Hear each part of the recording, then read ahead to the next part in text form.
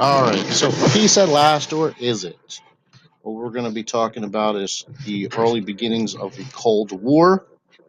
So let's go ahead and get started. So this slide will show the differences between communism in the USSR and democracy. As we can see in the economic system, we have privately owned business here in America.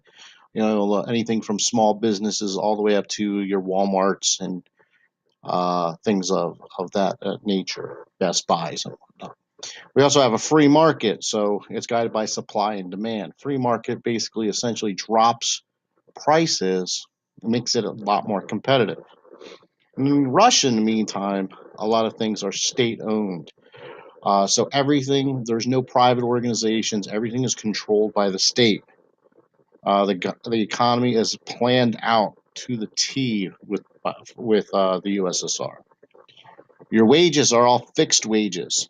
So in essence, uh, what happens there is if you are a carpenter, all carpenters throughout the country will make a certain wage. If you're a neurosurgeon, all neurosurgeons, doesn't matter how good or bad you are, you'll make this much. In fact, if you're a bad neurosurgeon, you're probably going to find yourself dead. They don't want any bad, neurosurgeons walking around Russia.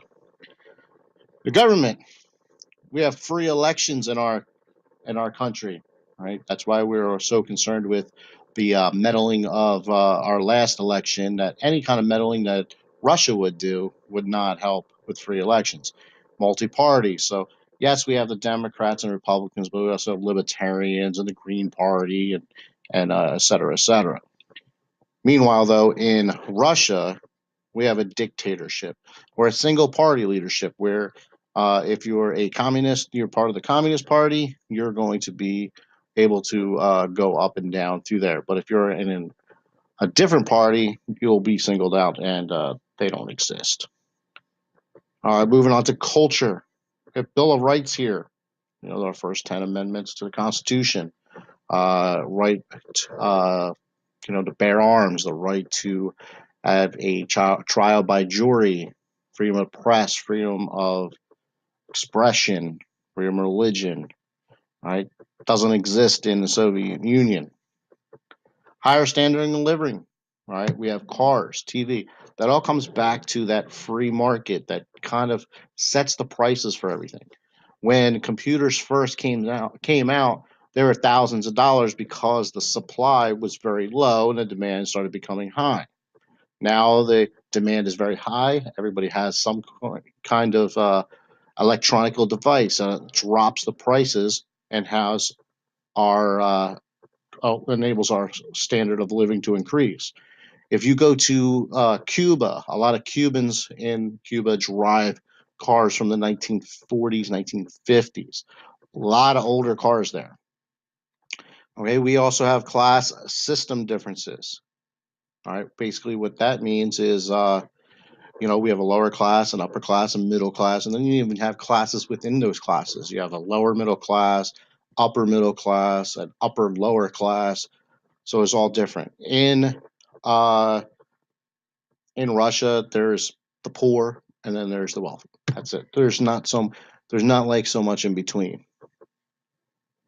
Human rights are respected. We don't have we don't have slave trade or, child trafficking or anything like that. If you commit a crime in this country, you're not just sent to prison for multiple years. You're not tortured or anything like that.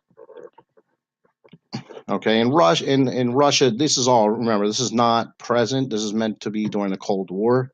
A social emphasis on the collective group.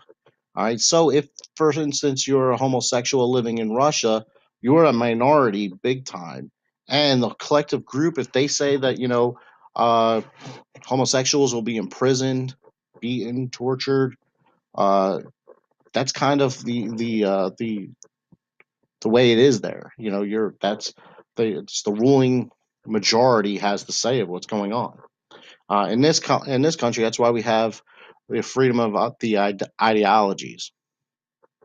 So if you're a homosexual here, you have rights. You're protected under those rights by our Constitution and our laws.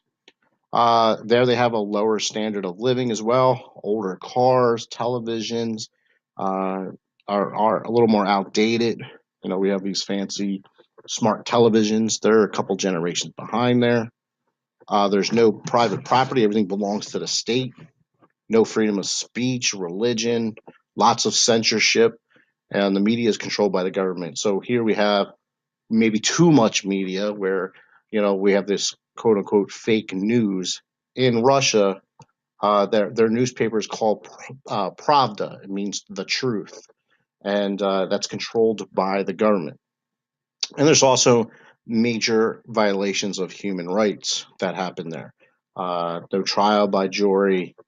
You know, you could sit in prison for years. Okay, that's about all I have for communism versus democracy.